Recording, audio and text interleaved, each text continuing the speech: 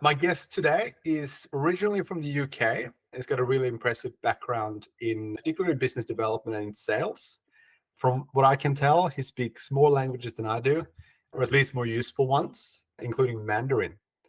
Um, Previously, he's run his own business. He's been a number of head of somethings, and most recently, he was the head of sales for the Nordics for Norwegian EV charging company Easy. Since a few months back, he's now working to decarbonize the maritime and shipping sector, which is a pretty big contributor to global emissions. Where he's the head of business develop. He's a business development director for Amogy for Europe. Welcome to this episode of Charging Sessions, Matthew Owen.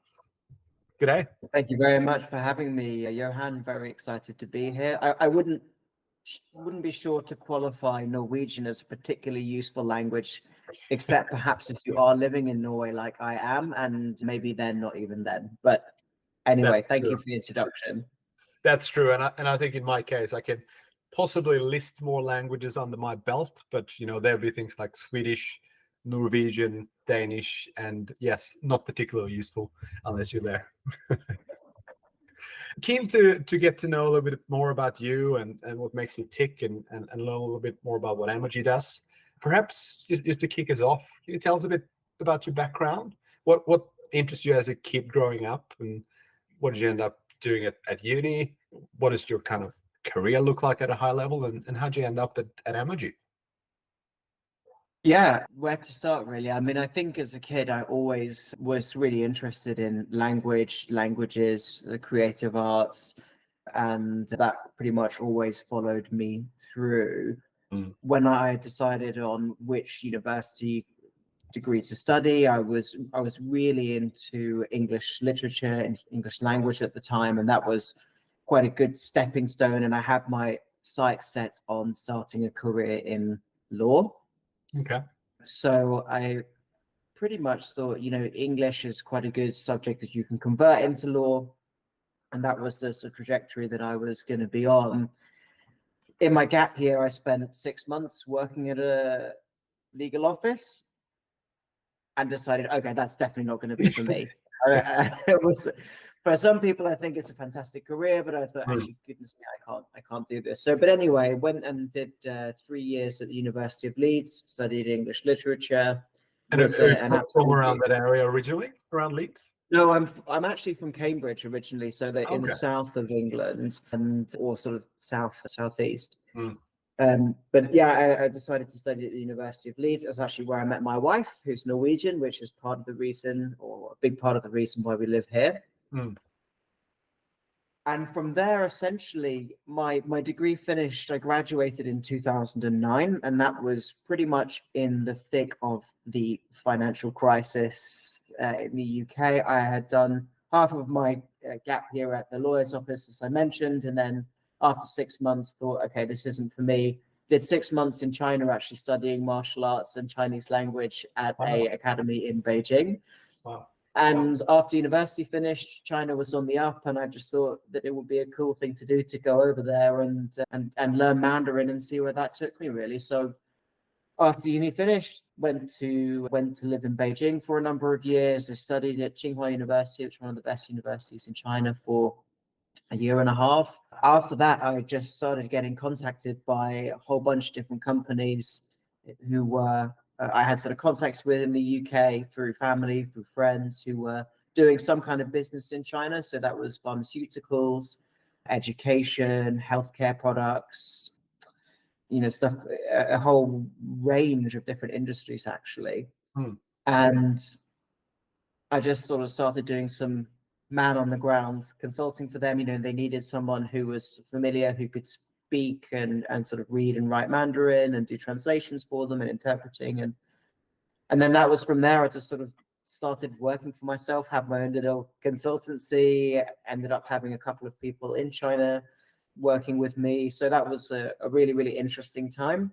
A bit taxing from a long distance relationship perspective to be spending 3 years in Asia while my wife was still in the UK. So then after that, decided to move back to the UK. And then from there, pretty much went into a number of different sales, business development roles, largely in I started out in media and then moved into software after that. So that was a really exciting time and sort of place. And then most of my career has pretty much been focused around how can we get consumers to buy more stuff, right? How can we have, software that helps drives conversions, or help marketers be better at driving conversions, and that was great.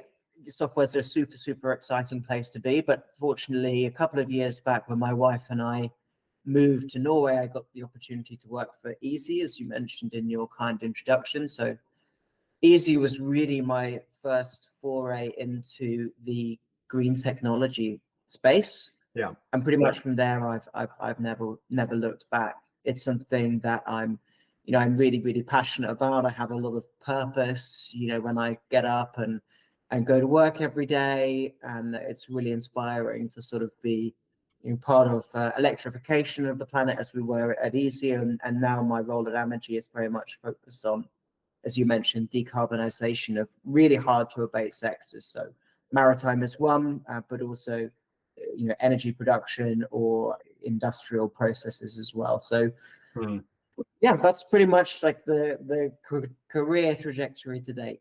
Yeah, awesome. And I always, when I think about, I run a small consulting firm too, and if there's something about consulting that's exceptionally good, it's just the amount of things that you learn along the way. You get paid to learn, and I think along that journey is where you start seeing a lot of the possibilities for how you can help others, or you can find opportunities along the way. It's great. Yeah, definitely.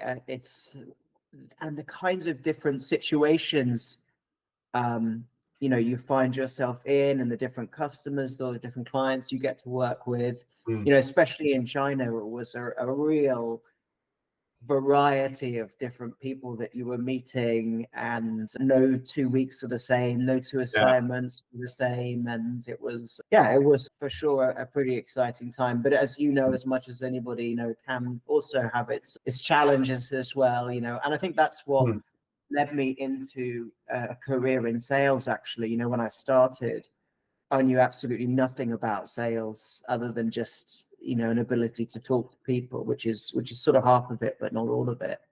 And I had a mentor at the time, and she was like, I always found it really difficult to get or win new clients, and to manage that process. And I had a mentor at the time that said to me, if you want to get anywhere in business, in life, you need to be good at sales, good at business development in some way. And so that's when I said, okay, I need to really focus on developing this as a skill. And then after a while, I just sort of fell in love with it. I love the sort of the challenge of knocking on doors, creating something from nothing, growing new relationships, meeting different people. So yeah, wouldn't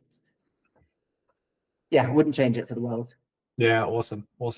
Curious, besides obvious work, and you're probably in a stage now where you're probably still learning a lot about the new business, and a lot of, it's probably a fairly complex space to be in. But obviously, it's important to do stuff outside of work. What kind of keeps you busy when you're not working? My two kids, mainly. I've got two girls, Aurora and Andrea. They're 3 and 5 years old, so for sure they're a handful. I'm actually sitting at my kitchen table now, and I've got some little things, their little wands and stuff still around. Yeah, I'm a big family man. I mean, also in my spare time when I can, I like to go running. So part of one of the reasons why we moved to Norway as well, is it's just fantastic to be right out in nature. It really makes you appreciate life when you can see the sea every day, when you can go running in the fjords, in the forest, in the mountains. So that's something that I like to do as much as I can and put a big emphasis on.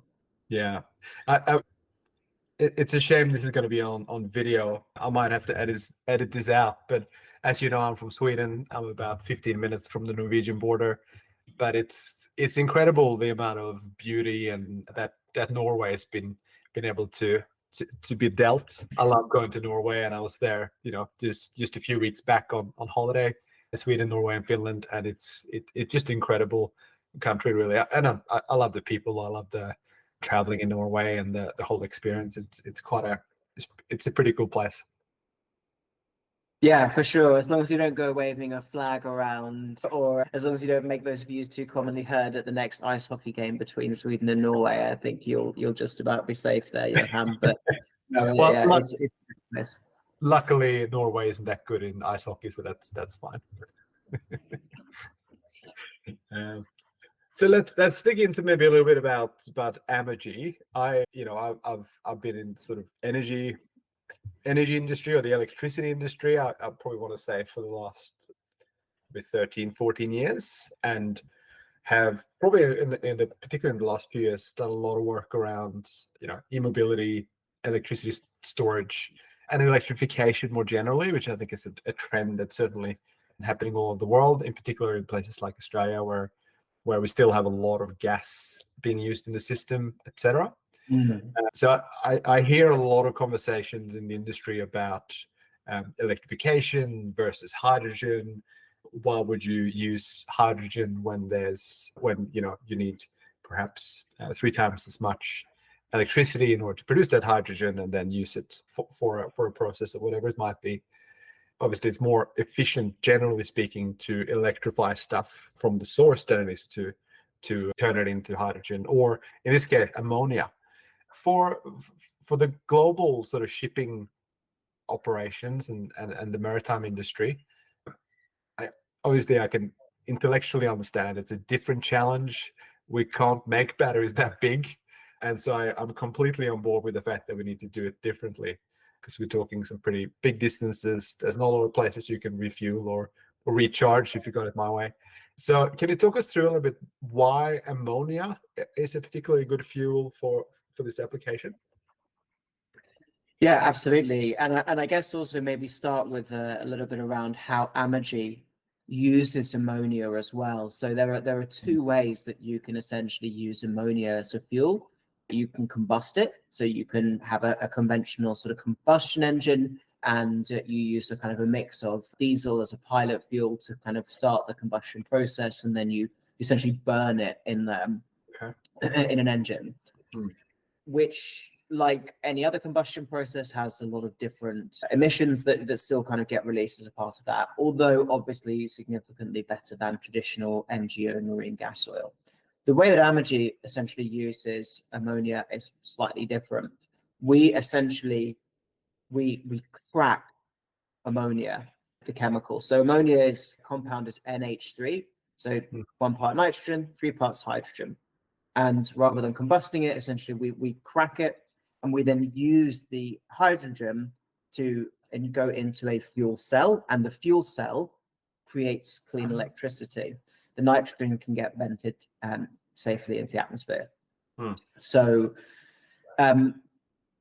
essentially, it's the reason we've chosen ammonia is because it is a really, really, really good effective carrier for hydrogen. So part of the reason why we use ammonia is because if you were just to store that hydrogen on its own, you would need sort of 3 times as much space, and the storage conditions for hydrogen are pretty extreme, and they're much less for ammonia. So first of all, from an energy density perspective, number one, it's an incredibly efficient way to store it. The other reason I think why ammonia is a really good fuel is that it's able to be produced as green ammonia, right? So we can use something called the Haber-Bosch process. We can essentially create ammonia in a completely emission-free way using renewable energy sources. So from a what we would call like well-to-wake perspective, so taking into account the entire life cycle of that, from production through to usage, to the point of use, that we can have essentially a zero emission fuel for shipping, which is really exciting. And I guess ammonia, unlike other kind of clean or green fuels out there, there's already a massive infrastructure already available for ammonia, predominantly for use in the agriculture industry as a fertilizer. So there's something like 100+ million tons of this stuff that's getting produced each year. There are already dozens, hundreds of ships sailing already today, merchant vessels that are carrying them intercontinentally, intracontinentally, within Europe and the rest of the world as well. So it's just already it's the second most produced chemical in the world. So it's something that is available at the moment. Obviously, all of the ammonia is going into other applications and not necessarily as a fuel, but there is a really, really realistic way that we can scale it. So if you compare that to something like, methanol is another e-fuel, or which is being considered for the shipping industry at the moment. Methanol, you need a lot of carbon to create green methanol, and the availability of that is sort of somewhat in question. Whereas with green ammonia, as I said, anywhere you have wind farms and that kind of thing, you can create it. And there already are huge amounts of investments getting plowed in all across the world, in the Middle East, in Europe, in the US, to creating plants that can manufacture green ammonia. And so I think there's a is the question on that sort of green ammonia production, which are the kind of the leaders in the world in producing green ammonia today? So there's a number of places that are producing green or sort of much cleaner ammonia. So one of them actually is Australia. So there's been a number of plants that are getting approved in Australia now at the moment. Also across Europe and in the States. A lot of the ammonia that gets produced today, just to be clear, is what we would call gray ammonia. So that's when you use fossil fuels to create the ammonia itself. Now, clearly, the industry should move away from that, although actually, as far as a technology adoption perspective goes, it's much better that we use even gray ammonia to start powering vessels today, because from a emissions perspective on the vessel itself, you'll have a reduction, and then the owners of those vessels, the operators of those vessels, will become more and more experienced in using this kinds of technology. And it's like we talked about with electric cars as well. I think you need to have some early adopters, you need to have some first movers. They create market, they create momentum, and then from there we start to see some radical sea changes in the way that people power their vessels. And I would imagine too that a big issue or side effect with shipping combustion in general is probably that what comes out of those exhaust pipes is probably not particularly good for the cities in which they dock, right? Yeah, for sure. And cruise ships is probably one of the biggest offenders. Actually, for that, I was in a presentation a couple of months back, and the statistic that they reported was that the emissions that come from cruise ships just when they're in port was equivalent to around 1 billion cars per day. So the size and the scale of the output from some of these vessels is pretty gigantic, even when they're not moving. So yeah, absolutely. From a port city perspective, it's pretty massive. Fortunately, with port is, when you're in a port, you can quite often get access to shore power. So yeah, power directly from the grid, which can cover you. However, if we're talking really big cruise ships, the power requirement for those vessels, even just when they're in ports, is more than kind of quite often what is available locally. Yeah, but even so.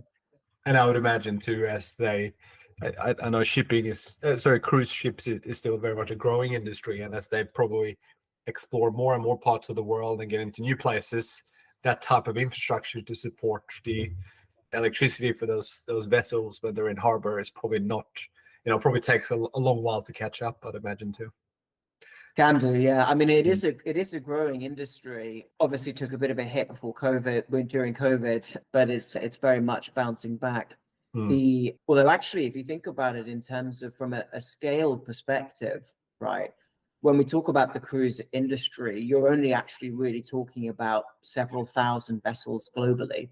This is not, it's not like cars, for example, where there are billions, on the road. We're talking about quite a modest number total of vessels here.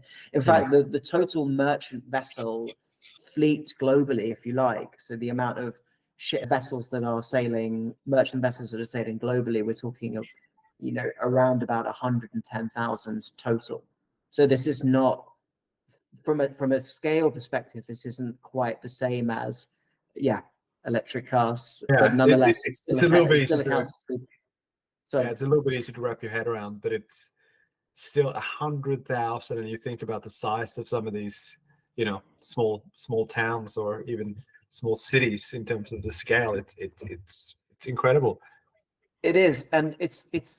I mean, it's pretty amazing in many respects, the shipping industry, and I haven't worked in it for very long, but I think just as a newcomer for it, there's sort of some things that really jump out at you, namely that, something like 90% of the world's goods are transported by sea, and actually from a greenhouse gas perspective, it's considerably better than, for example, trucks, and to some instances as well, even trains or other land-based transport.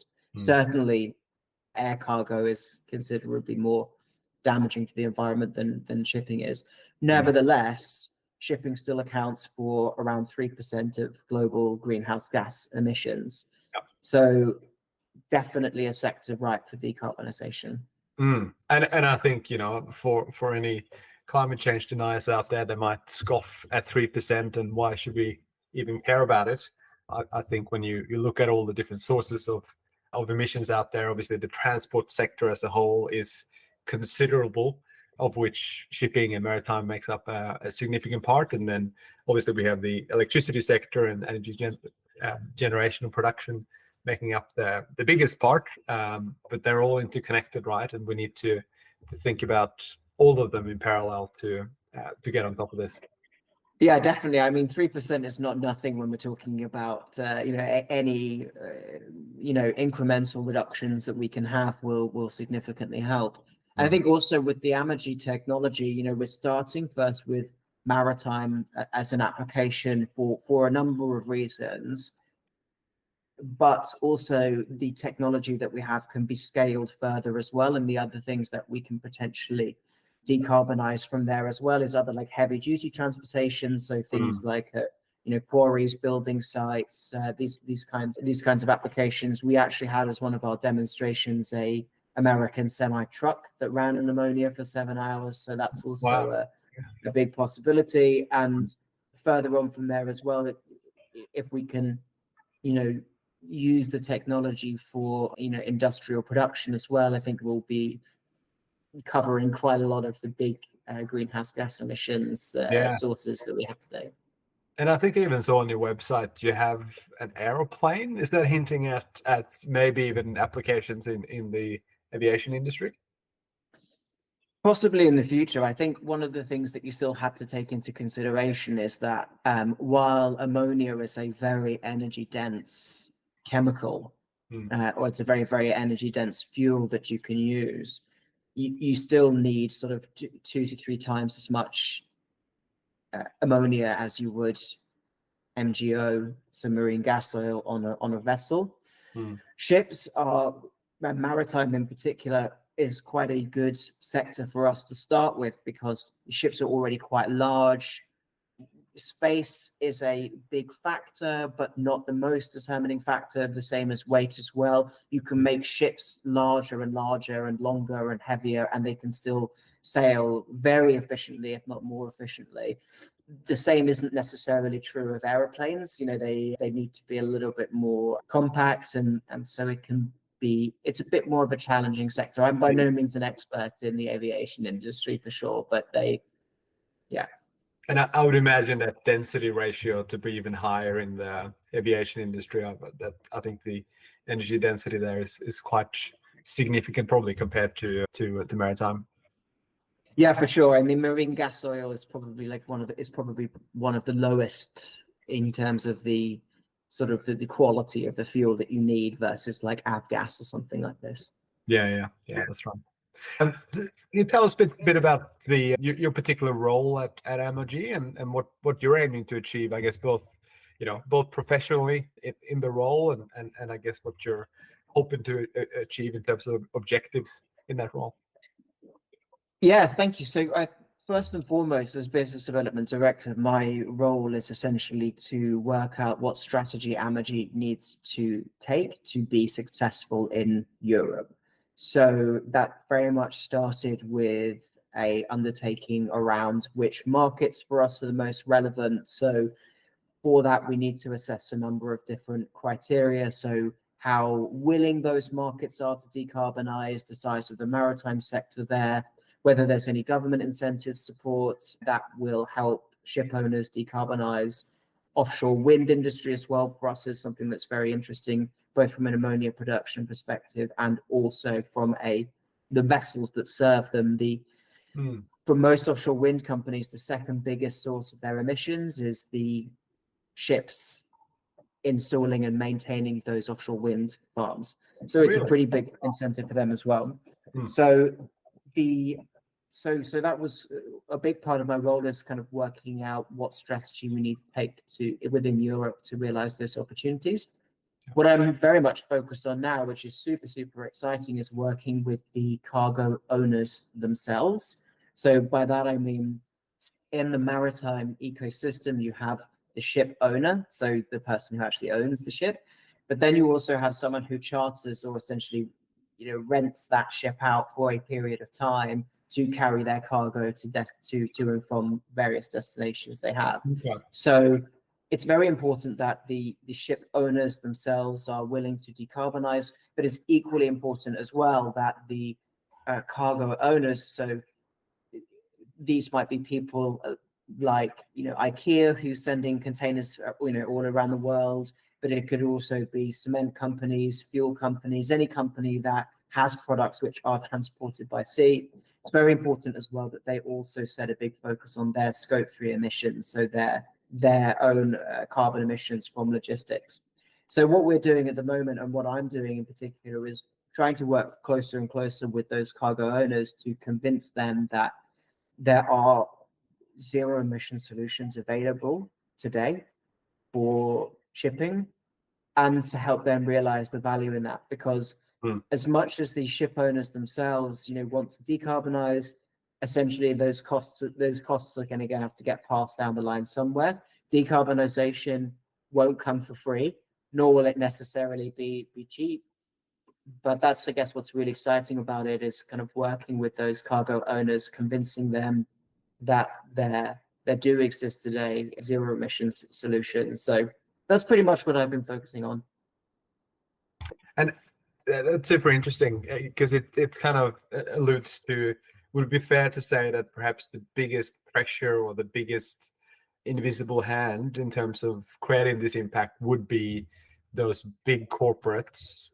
You said IKEA as an example, but those kind of companies that are moving a lot of product around the world, that their corporate sustainability strategies and targets for the coming decades will really impact what kind of technology gets deployed out there.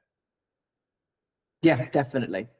Definitely. And actually, we mentioned companies like IKEA. IKEA already has plans, for example, to use zero emission fuels by 2040, which may sound quite far away, but in the somewhat glacial pace that shipping can move at occasionally, 2040 is actually much closer than we think. So that's really positive. And there are a number of companies, for example, like Cargill, the US agribusiness giant, amongst other things. They've also set some pretty ambitious goals for decarbonizing their own emissions from logistics and shipping in particular as well. But I think we have to consider here as well, it's the whole value chain that needs to be proactive and that needs to be demanding this.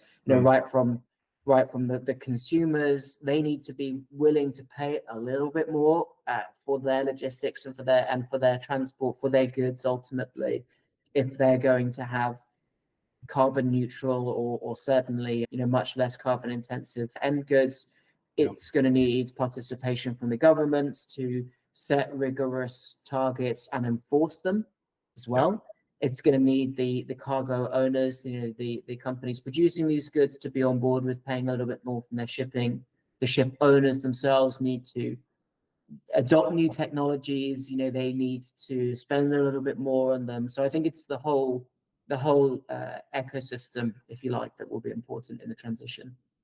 Yeah, that's super interesting to kind of just think about the whole life cycle of things. It's one thing to go and pick something up at Kmart or IKEA, but change is only really going to come if we demand it and are willing to be a part of that solution. And we, I think everything from consumer preferences to carbon prices and everything in between are definitely needed in the toolbox to create this change we need, for sure. 100%. And at the end of the day, it's we're going to have to pay for it, one way or the other.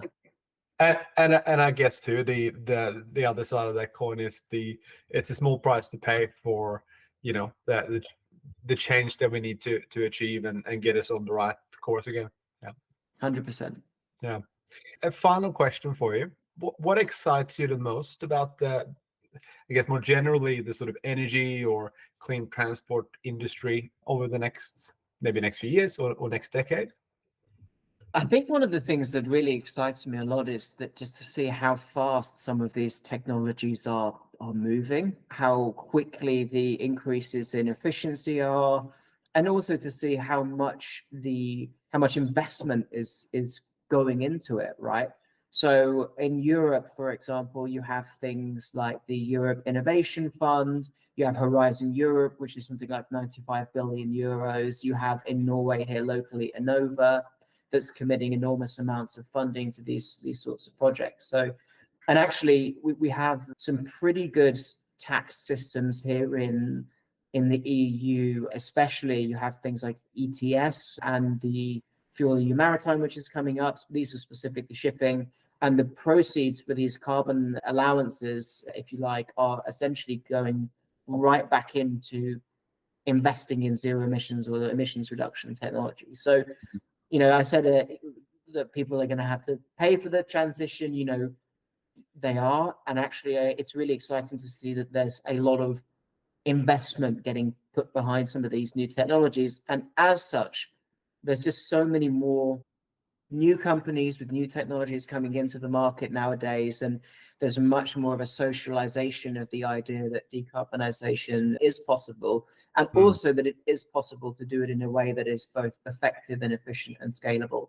So I think that's what really excites me being in this industry, for sure.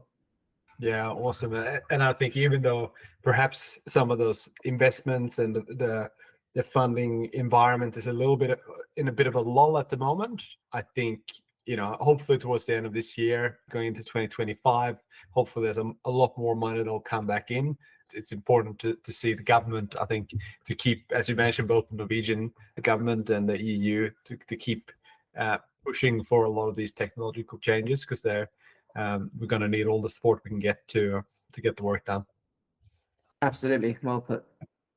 Brilliant. Really appreciate your time today. Really great catching up more generally, but also to learn a lot more about this kind of industry. It's something that's way kind of outside of my normal days. It's super interesting, and I'd love to hear more about the journey as you progress.